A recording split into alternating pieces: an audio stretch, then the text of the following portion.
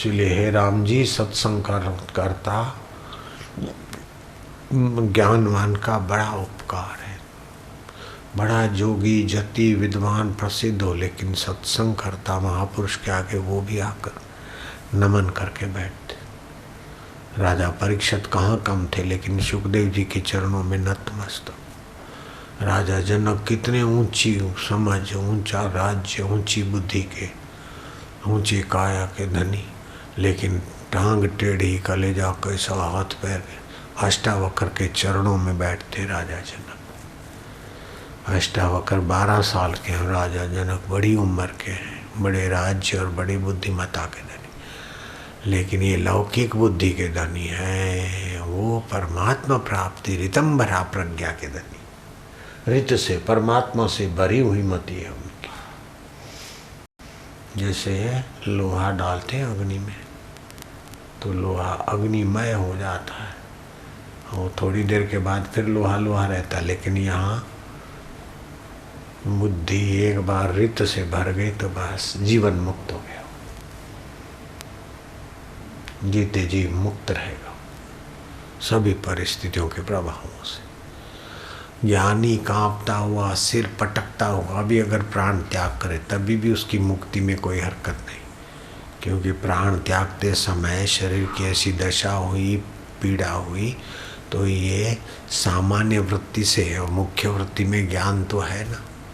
आपको पीड़ा हुई, हाय रे हाय मैं दुखी हूँ, मैं फलाना हूँ, मैं करने लग गए, तभी भी वास्तव में आपके जो पुराने संस्कार हैं दुख के बाद वो तो जग जाएंगे कि नहीं जग जाएंगे।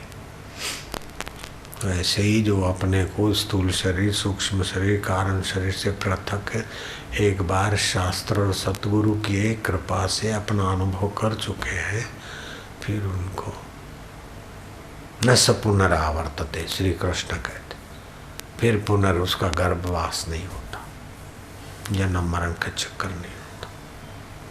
सतृप्तो भवति, वह तृप्त हो जाता, स अमृतो भवति, वह अमृत में होता है, सब तरती वह तर जाता है, लोकांतारिति, औरों को तारने वाला हो जाता है। भजन अथवा जो समझ है वो तो रहती है, भले वो समय थोड़ी देर किसी की रहे ना रहे, थोड़ी देर के लिए मान लो तो भी फर्क नहीं पड़ता। इसलिए भक्त को, साधक को डरना नहीं चाहिए मेरा क्या हो जाएगा। ये पक्का कर लो कि ये कफ आ जाए, बीमारी में भी हो जाए, वो हो जाए, तो ये मरने वाले का हुआ है, मैं तो तेरा तो मेरा, इतनी समझ तो पक्की है ही है। ये तो कोई छीन नहीं सकता, आप समझ लिया तो कौन छीनेगा, ज्ञान कौन छीन सकता।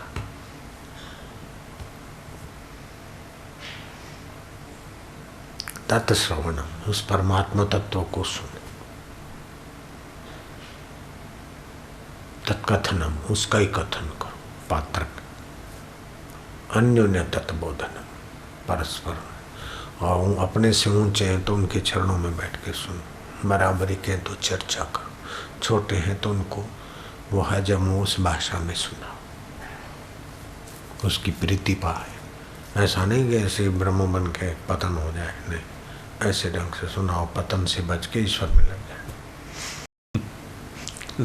क्योंकि गोविंद बोलो हरि गोपाल बोलो, गोविंद बोलो हरि गोपाल, गोविंद बोलो गोपाल बोलो, गोविंद बोलो गोपाल बोलो, हे राधा रमण हरि गोविंद बोलो, राधा रमण हरि गोविंद बोलो, गोविंद बोलो हरि गोपाल बोलो, गोविंद बोलो प्यारे गोपाल। हरि ओम ओम ओम ओम ओम गोविंद गोविंद गोविंद गोविंद गोपाल। हरि ओम ओम ओम ओम गोविंद गोविंद गोपाल गोपाल। हरि ओम ओम ओम ओम ओम। हरि ओम।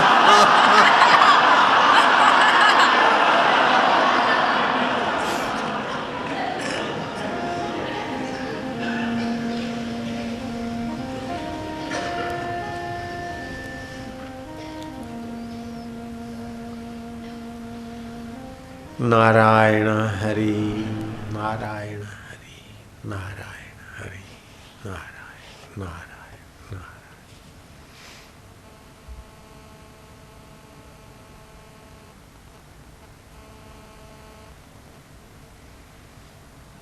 सत्संग सुन के थोड़ा चुप हो जाना चाहिए। सुबह नींद में से उठकर भगवत सुमरण करके चुप बैठ, इसको बोलते चुप साधन। श्री कृष्ण ने इस साधन की बड़ी भारी महिमा कही। न किंचित अपि चिंतयेत्, कुछ भी चिंता ना करो, परमात्मा में विश्रांति मिले। गोविंद बोलो, गोपाल बोलो, समझ गए, फिर थोड़ा बोले, फिर चुप हो जाओ। गोविंद बोलो, गोपाल बोलो बोलते रहेंगे तो गोविंद गोपाल से दूर होके ही बोलेंगे। जब बोलते बोलते चुप होंगे तो गोविंद गोपाल में नींद में तो जड़ता रहती है, लेकिन जाग के चुप होने में गोविंद गोपाल में ही स्थिति होती। इतना सरल है।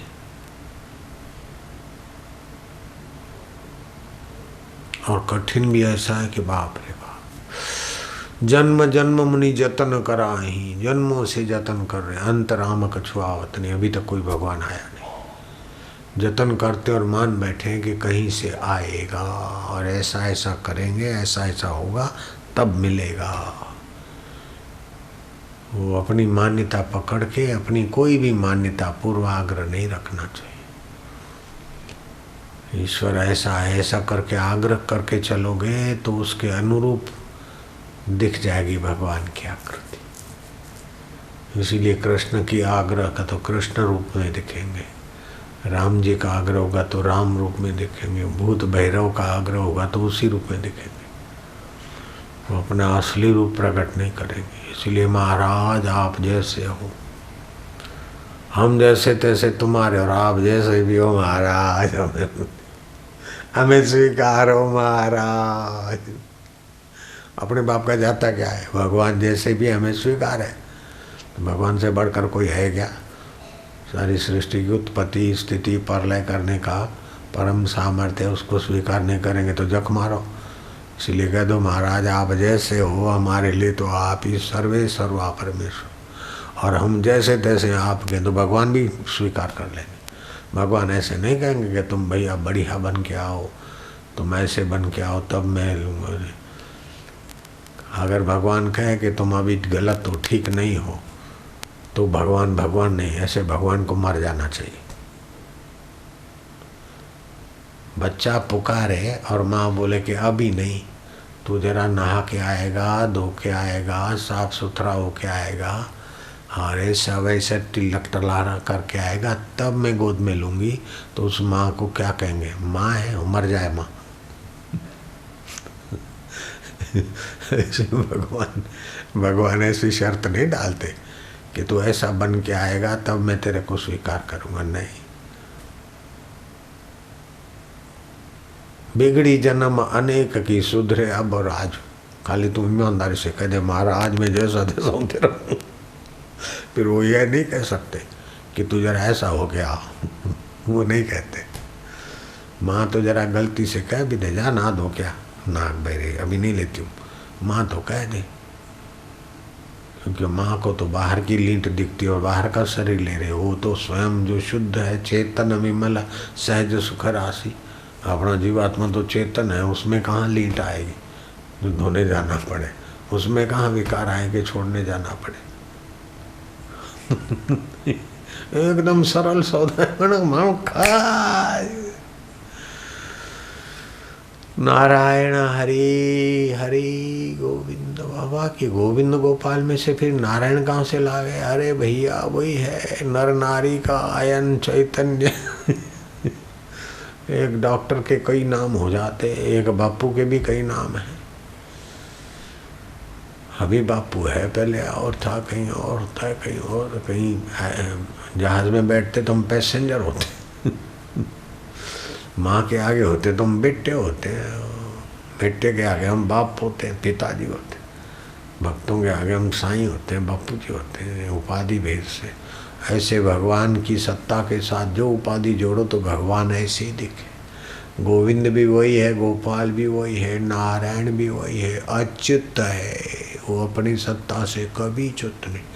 ब्रह्मा विष्णु महेश के लोग च्युत हो जाते, लेकिन वह जो कहते ये मकान बकान ढह जाएंगे, लेकिन आकाश यूं कहते जैसे आकाश भी महाप्रलय में ढह जाएगा, फिर भी वो चिदाकाश यूं कहते वो अच्युत है।